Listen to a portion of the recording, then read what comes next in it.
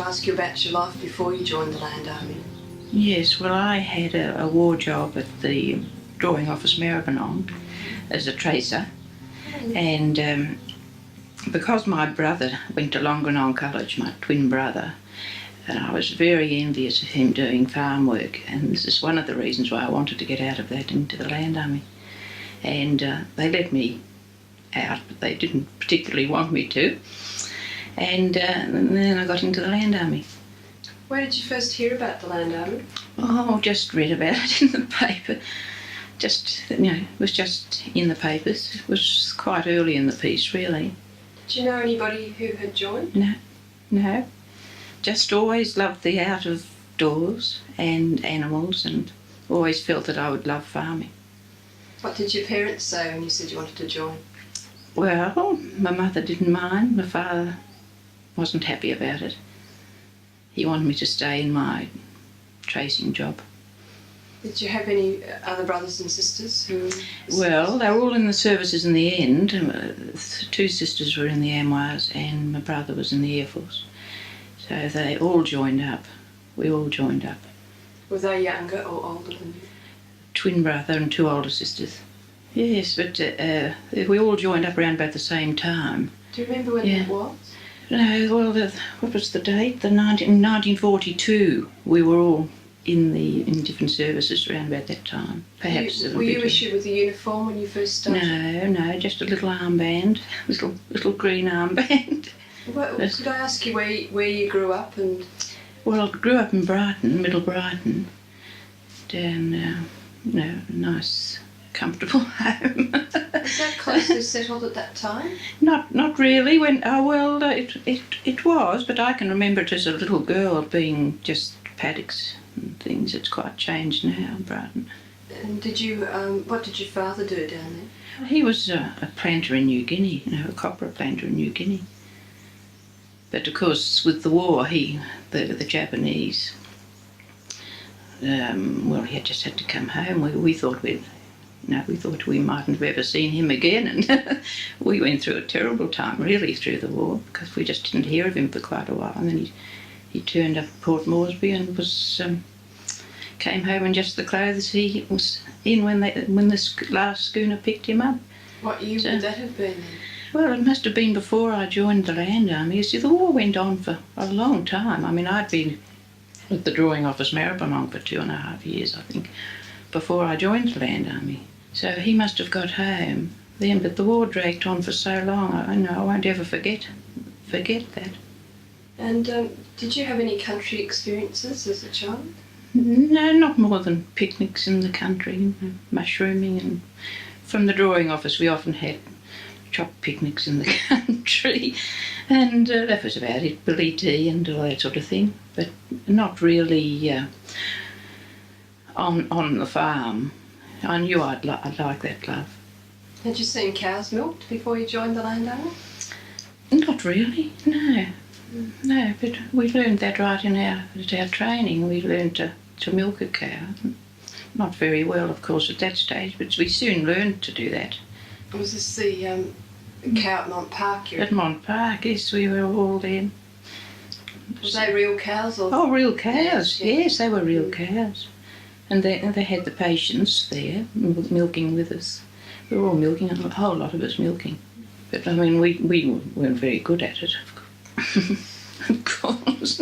How useful did you find your training once you went out on your assignments? Well, it must have helped, but there was a lot we didn't know. There was such a lot we didn't know.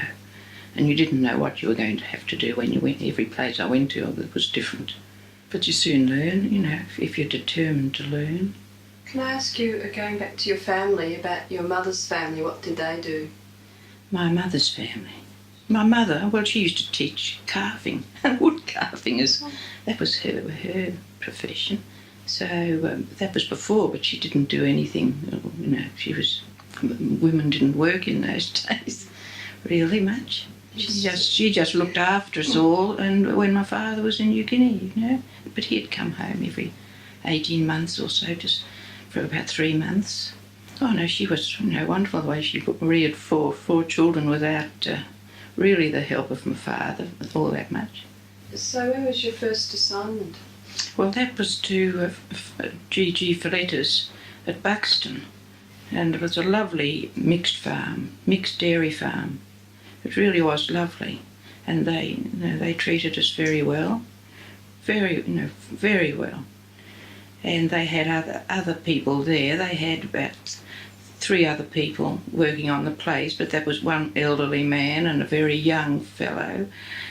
And then the others that came and worked, they wouldn't have passed the medical to have got into the services. So that was why they were there, really, because really most of the people that were fit joined up in those days.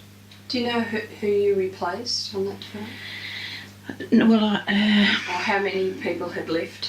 Well, that I wouldn't know. The boss's brothers were all in the services, so they could have been there helping over harvesting times and different times, but they all joined up.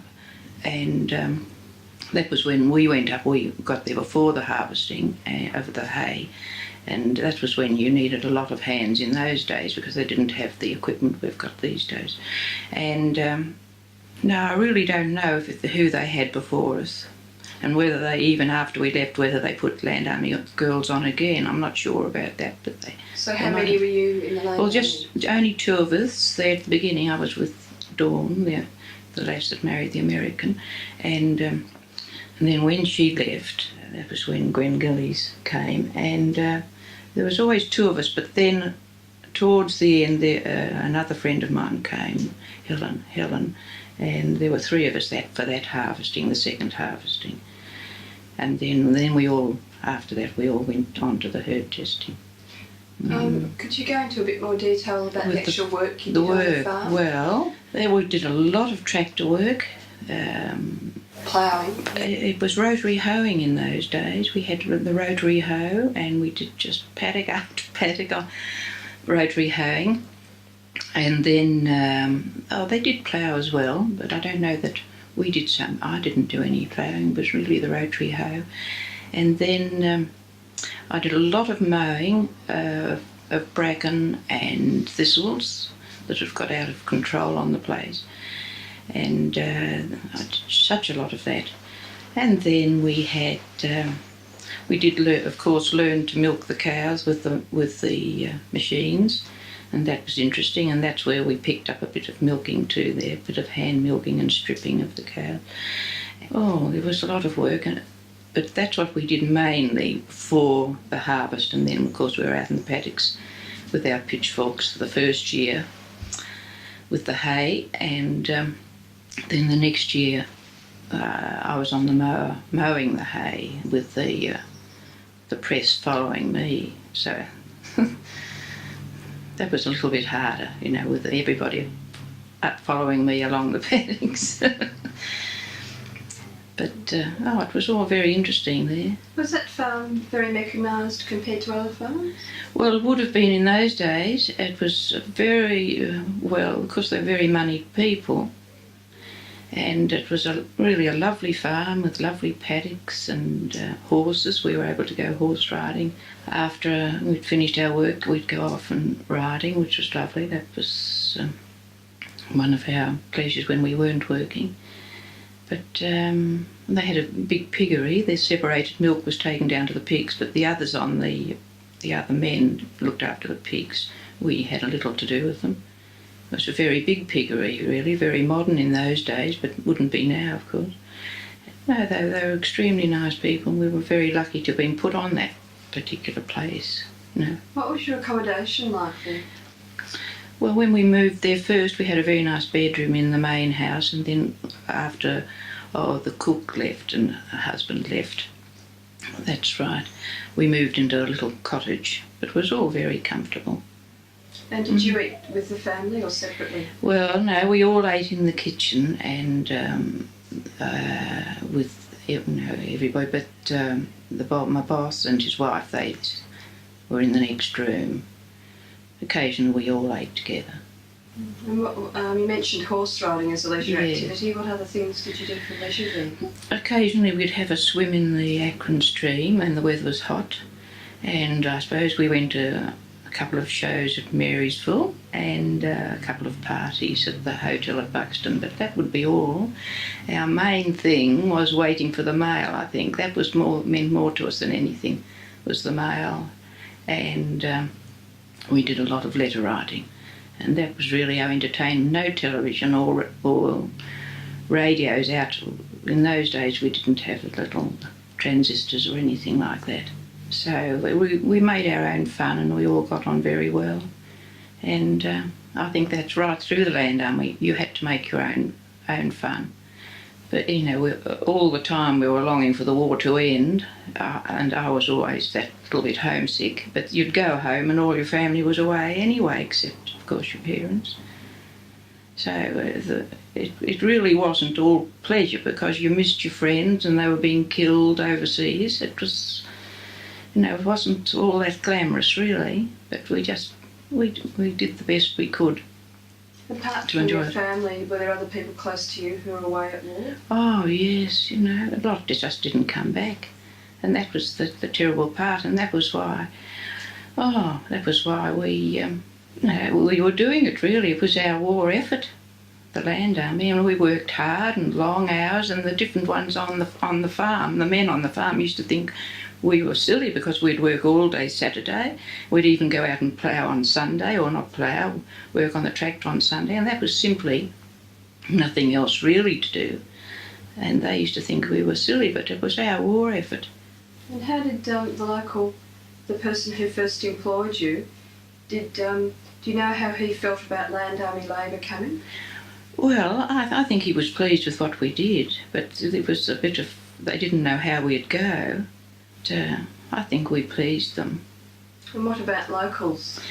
Well, I think they probably joked about us. I don't know, really. You know, they all thought, I suppose, we were a bit... You had a tale to tell. I'm not sure if it was at that particular place when you were ploughing. And you yes, that was... Yes, that? Well, there was... a Tyrone farm where they used to have guests, holiday makers, and also at the Buxton Hotel, and that was within walking distance. And we'd be going up and down the paddock on the tractor, doing our rotary hoeing or whatever, and you'd see people walking along, and they'd be told to come along and see the Land Army girls at work. So we were quite a novelty, really. And they'd just watch us, you know, and then off they'd go back again for their lunch. Or whatever. Did you and Dawn used to talk about that? Oh, well, we used to laugh about it. Yes. Did you mind? No. Well, I mean, we were all young. So where did you go next after that? Well, that was after that. We got this letter to say that there was the her testing classes starting, and would we be interested? And of course we were, and the three of us went down to that. And that was a crash course, and it wasn't easy. Because we hadn't done exams or maths for years.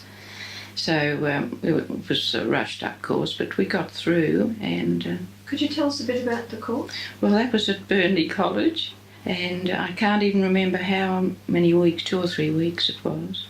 And very interesting. And of course we knew about cows, having been on a dairy farm. That was measuring, of course, the butter fat in the milk. So that was, a bit hard for my poor old brain. But anyway, I survived, I got through. And then from there I was sent to Swanpool herd testing, where I did my herd testing. That's near Benalla. Benalla was my headquarters, really. There. So 30 farms around the district, right out to Barjak. Long way I had to travel, and I had to get a car. And one of the farmers helped me get an old Buick, very old Buick, and they used to laugh about, they'd hear me coming for miles because I had the buckets on the running board, and then I'd rattle away onto the next farm. Did you have to supply your car? We had to. We all had to buy a car and get our licences, and that was another rushed up thing, getting our licence. It was a terrible worry in case I didn't get it.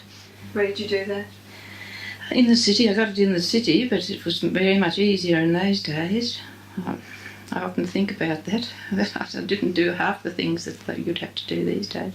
Well, who taught you to drive? Well, I'd had to get rushed up lessons. You had to pay to get the lessons? Oh, yes. Oh no, we didn't get... it was quite a struggle. I can't remember what wage we got, but it was in the land. I mean, it was very, very small.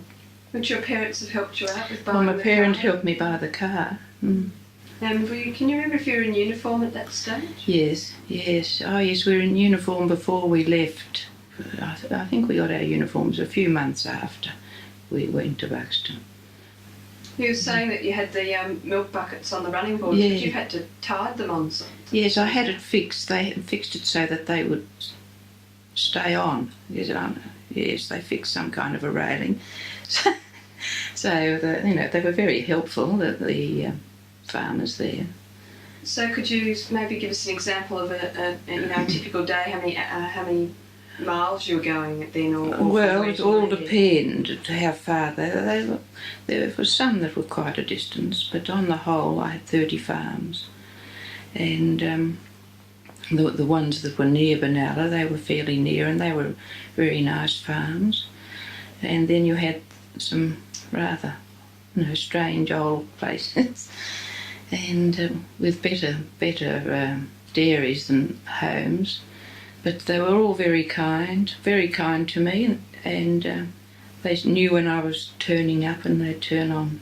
At one stage there I had my favourite pudding 3 nights running, golden syrup dumplings, so I put on a lot of weight didn't get any exercise really.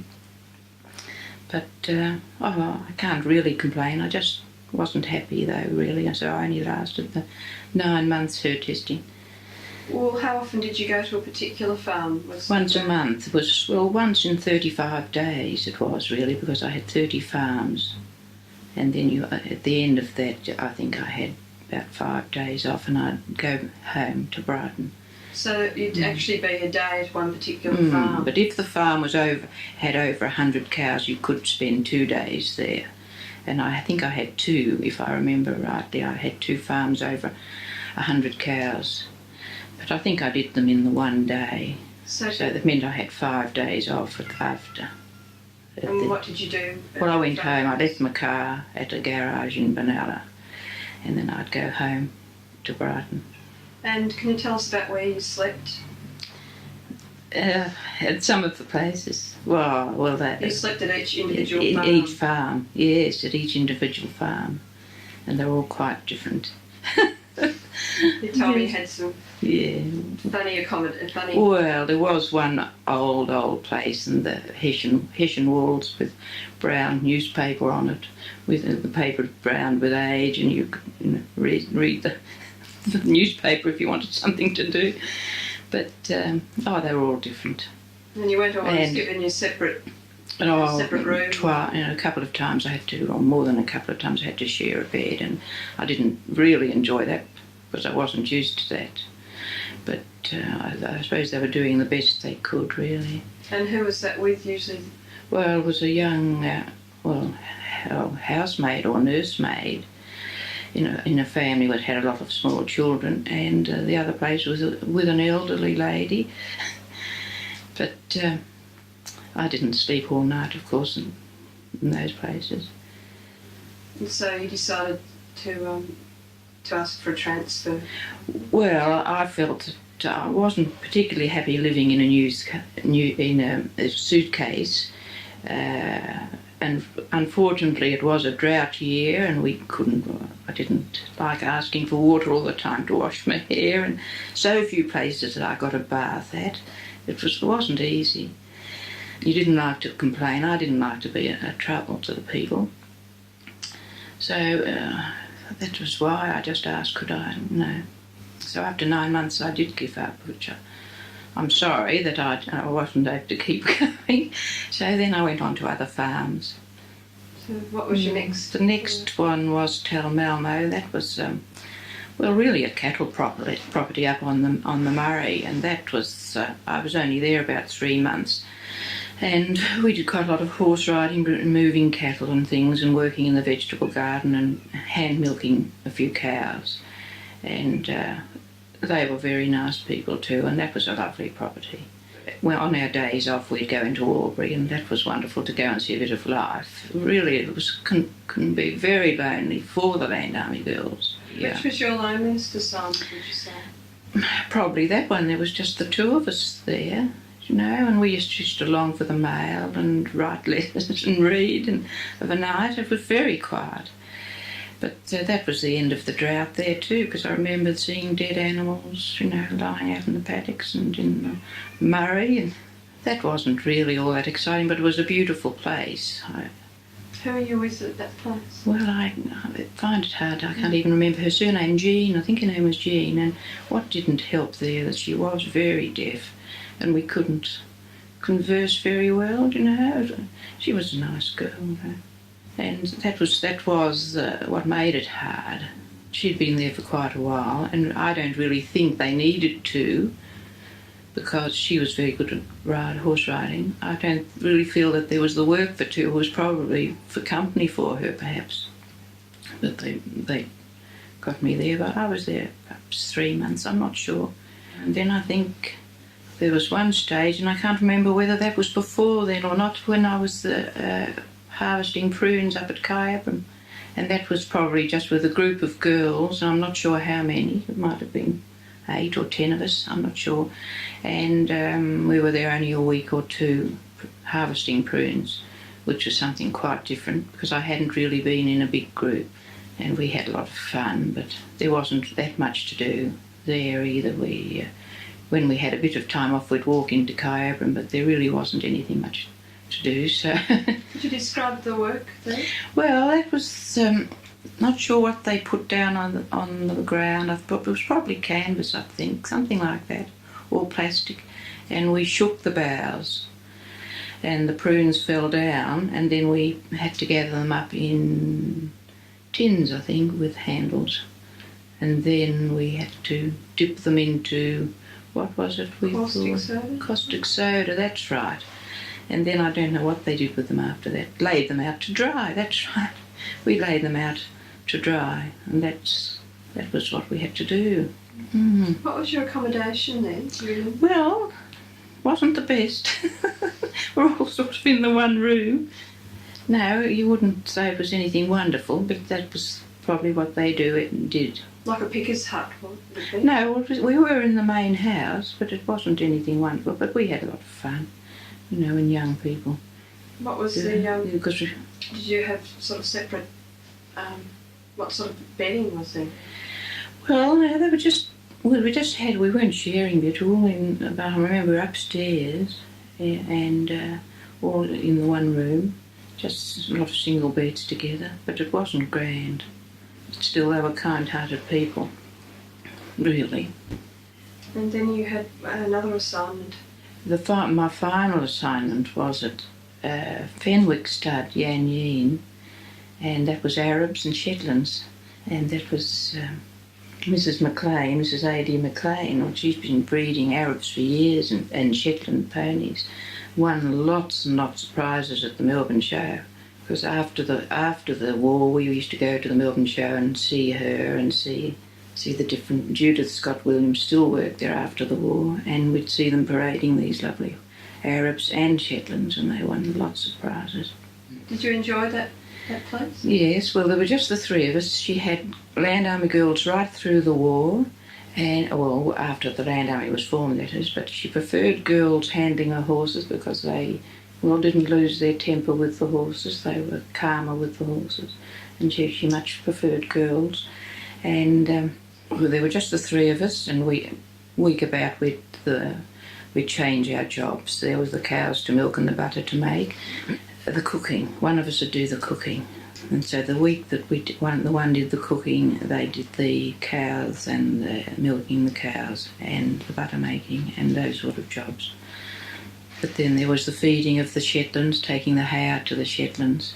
Lovely to go out in the morning and find newborn Shetland ponies, born overnight. Absolutely beautiful they were.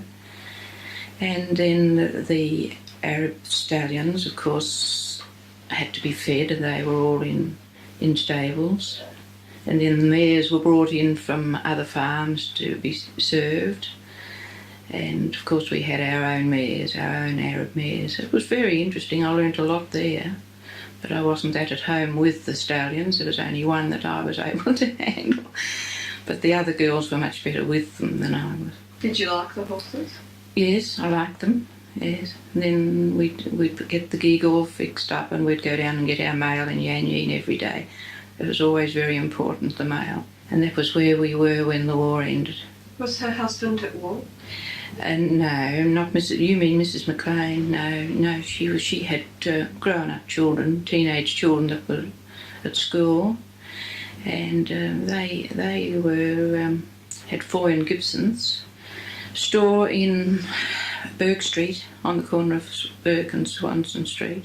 It's not Foy and Gibson's now, and Mrs. McLean was the one that was interested in the horses. You said the war ended. Oh, the war ended, yes. Well, that was where we were. Well, Mary Lorenzini, who was more or less in charge of us, we three girls, her husband was in the war, so it meant a lot to her that the war ended. He was away.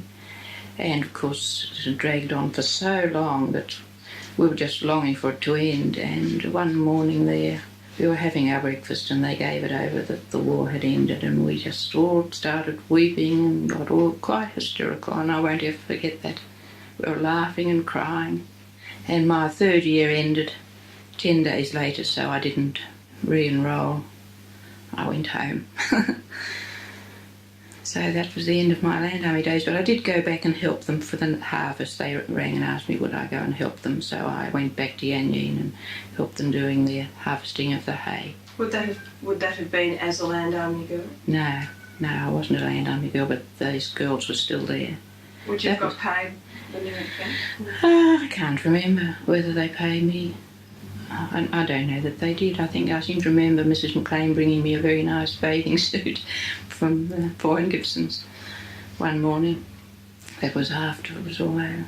So how conscious were you of a war going on during the war years when you were out in the country? Well, very conscious of it. Very conscious, because if you went to dances and things, not that we went to many, there weren't the young, strong men that they'd all gone, because some of the farmers were exempt, weren't they, because of what they were doing.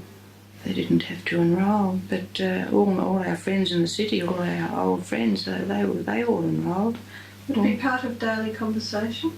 Well, yeah, I think it was really, because different ones had husbands, and the first girl that I was with, Dawn at Buxton, her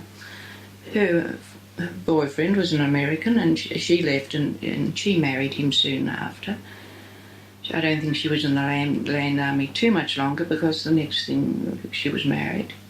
And then Mary Lorenzini, she was married. A lot of them were married or engaged as servicemen. So it really was, spoiled it really. Would have been a wonderful time if it hadn't been for the war. It did worry you all the time, really. And by that time it had been dragging on for so long. Did you feel you got treated differently in any way because you were a woman doing work that men were usually doing? Yes. I think that they joked about us a lot, of the men that were at our first assignment in Buxton. I suppose they wouldn't like to think of women taking on their work, and we were given a lot of tractor work, whereas they were perhaps doing the harder shovel work, although we had to do a lot of shovel work too. we did work hard. We did work very hard there, but it was our war effort, as I said before. Were you ever made to feel uncomfortable? Not really. We didn't let it worry us, because after all we were working to help our country. With the various assignments, you're often by yourself or with one other, but you would have met still at your training and at Kyabram, yes, quite a few different girls who were in the Land Army. Yes. And I wonder what your impressions were about their background, whether they'd come from a similar or very different background to yourself. Well, see, I don't know that I really... it's such a long while ago, but we must have all talked about it. But, there were different... the friends that I've met came from similar background. The ones that I've kept in touch with would have. Although Dawn didn't really, but she was, we got on very well. We got on very well, and she'd done a lot of show riding, so she was much more accomplished than I was. So it all weighed out that way, you know. I felt very envious of Dawn because she'd driven a tractor. She said she'd even shorn a sheep, and she'd even milked with milking machines. There was everything driven, you know, and I had to learn all that. Had she grown up on a farm? Well, she'd lived in the country. I don't know whether they had a farm, but she had certainly lived in the country, and she'd certainly done a lot of show riding. So she taught me just such a lot about horse riding. It was wonderful, really. And when we'd go for a ride after tea on the horses at Buxton, she would get all dressed up in her riding gear. It was necessary for her to do things properly. Whereas a lot of people would just, you know, go with what they had on. But no, she always dressed up in her riding clothes, or not. She wouldn't wear all her show riding clothes, but she always looked the part. But she certainly was a strong girl. She certainly knew it before she got there, whereas I had to learn right from the beginning with the tractor and how to start. We had to... No, it wasn't easy to start tractors in those days. We had to really wind them, you know, with the starting handle. And that wasn't easy for you know, a young girl, really. But I coped. So were you taught a bit about the actual machinery? I learned right from the beginning. That was what was so good about my boss at Buxton. He really taught me right from the very beginning about, and with everything, with the milking and everything. We learned right from the beginning how to turn everything on, and so they were very good, really. I couldn't complain about the treatment there at all. So which was your most enjoyable assignment? Well, I would say at Buxton. Because yes, it was all very nice there. But the herd testing I found lonely. But just being on my own, going from farm to farm, I found lonely. Definitely Buxton. And we worked very hard there. We were busy all the time, and I think that was why I was probably happier there. Well, I suppose we were busy everywhere. Talmalmo, perhaps not so. You know, time drags if you're not really busy. And when you'd go home on from one of your assignments, and you had your Land Army uniform on, what sort of reaction did you get from people? Well, at the beginning, people looked at it. I suppose later on they got used to it. But they used to, when we just had the armband, they used to stare at that, the little green armband. Do you think people had heard of the Land Army? Well, it did get a bit of publicity. The Weekly Times always had photos of land girls, and there was a certain amount in the papers. Not that much, I suppose, really. Because the Weekly Times is more a rural paper, yes. Oh no, there wouldn't have been. We didn't get a lot of publicity. I just wondered if people recognised your uniform in the city. Yes, well, see, that I wouldn't know whether they did. I never felt very at home in it, really, and we only wore it really when we were going anywhere or when we went home on leave, because we were just in overalls, but they were supplied to us, of course, the overalls. There certainly wasn't any glamour attached to the Land Army. So you said you had two sisters in Amwars? Yes. And they got on, you know. One was a lieutenant, and the other one, she was doing craft work, teaching soldiers, what do they call it? You know, when they teach soldiers crafts in the hospitals. Occupational therapy. She was doing that because she was a craft teacher before the war. Maybe if I ask you during the war years, had you thought, or say at Yan Yean, had you thought what you might do once the war ended? No. All I wanted to do was get home and get back to a normal life again. Was your previous job open to you? Well, I wasn't working. I just left school before that, and I learned tracing, and that was when I went to the drawing office Maribyrnong, which was a war job. So, well, actually, I didn't know what to do really after I left, but I got into kindergarten work, preschool kindergarten work as an assistant at Malvern. That was through a friend. Well, that was only for about 3 years.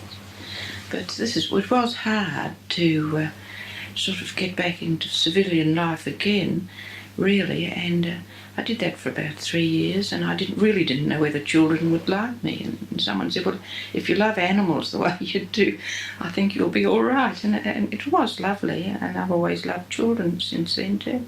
Were you living at home when you were doing that? Yes, I used to go from Brighton to Malvern, and that was lovely. And then I got restless once more, and I started nursing. Because my sister, one of them that was in the AMIs, she did nursing, and I thought, well, if she can do nursing, I can do nursing. But then I really didn't last all that long at that. But then I was planning to get married. So. And what did your two sisters do once, the war ended? Well, one got married, and the other one did nursing.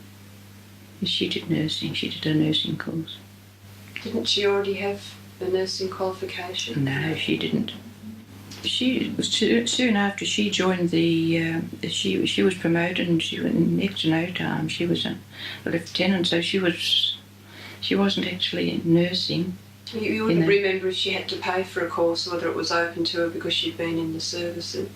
No, I just don't remember anything really. How do you feel about having no post-war benefits? In terms of having been in the land army and so forth? It didn't worry me.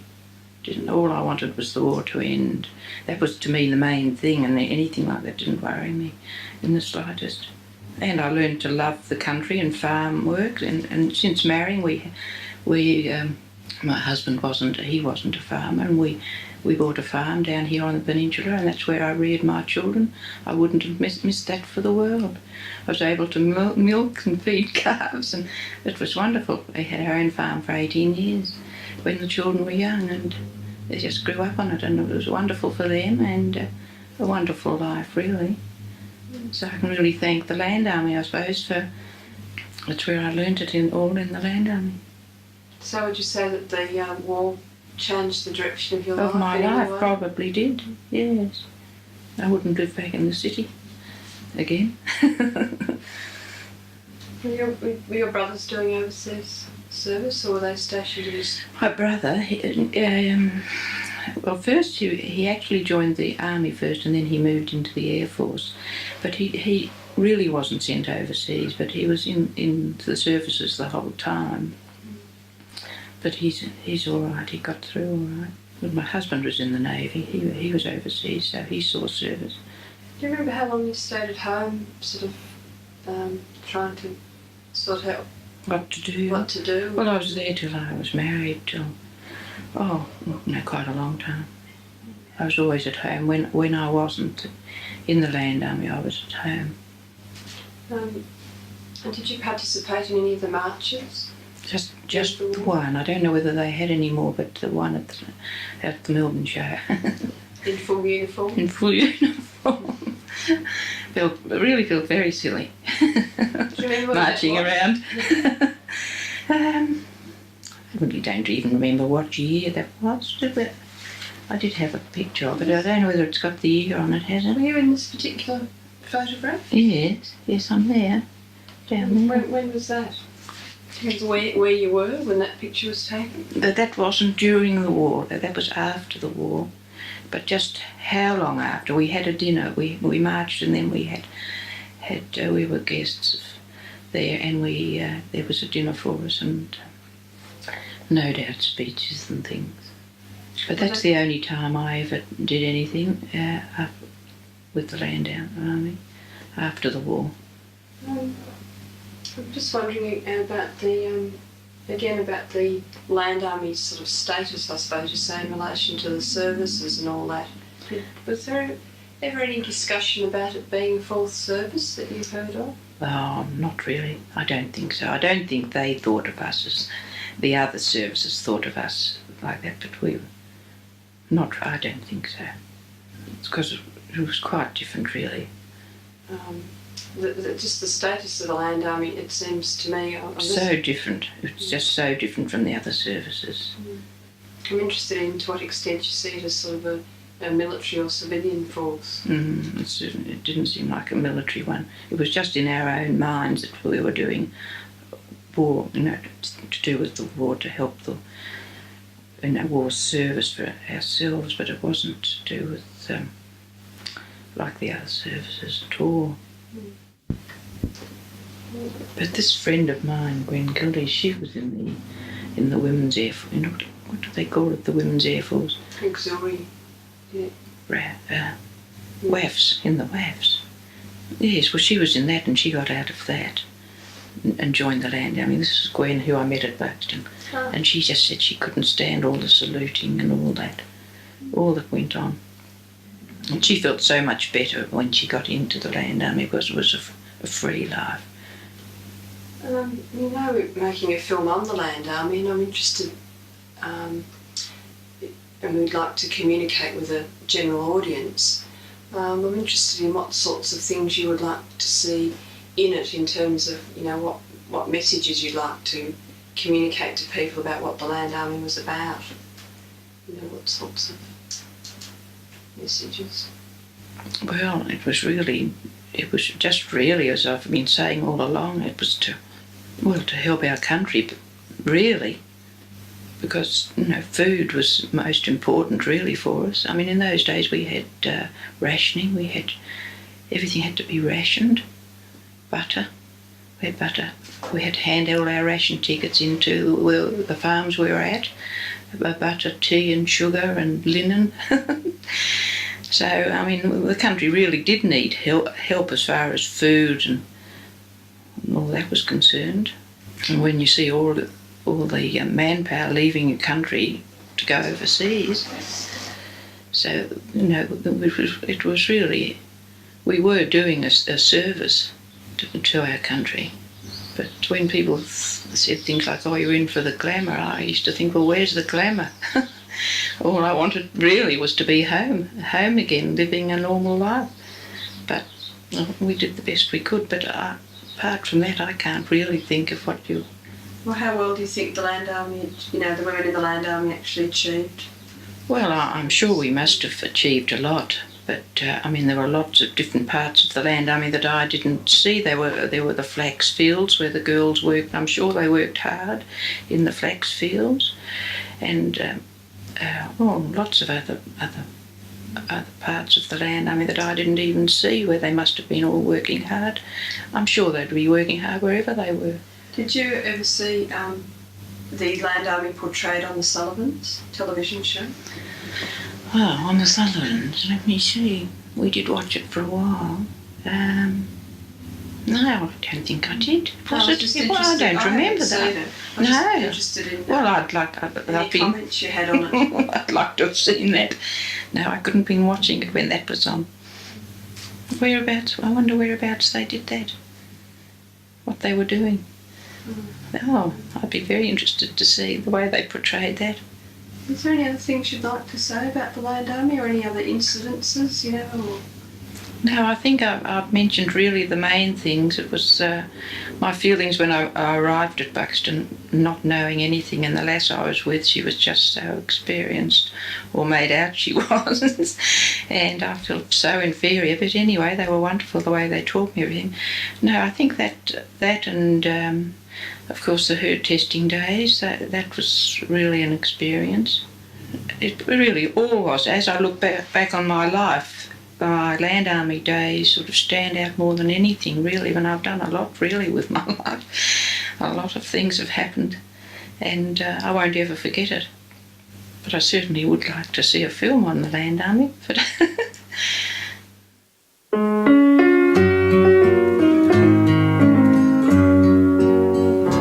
She's my mother, she's my auntie, she's many that I've known.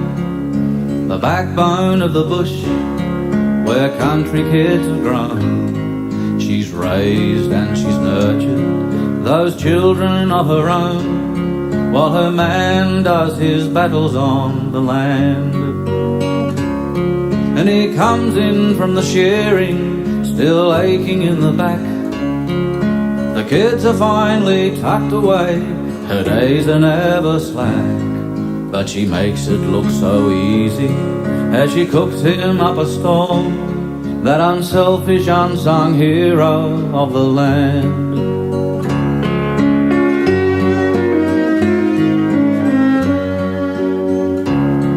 She's keeping books, she's nursing, raising money for the town.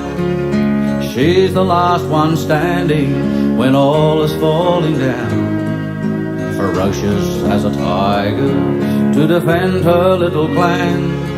My hero, the woman on the land.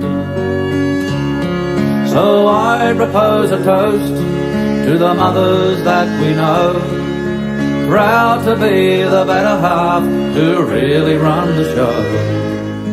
And if you shed a tear, boys, I will understand, to our hero, the woman on the land.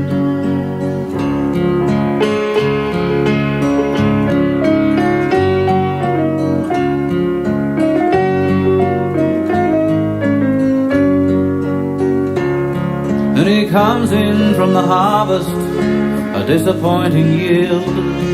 He's tired and he's dusty, 12 hours in the field. And although her day's been difficult, she greets him with a smile, that unselfish, unsung hero of the land. So I propose a toast to the mothers that we know, proud to be the better half to really run the show. And if you shed a tear, boys, I will understand, to our hero, the woman on the land.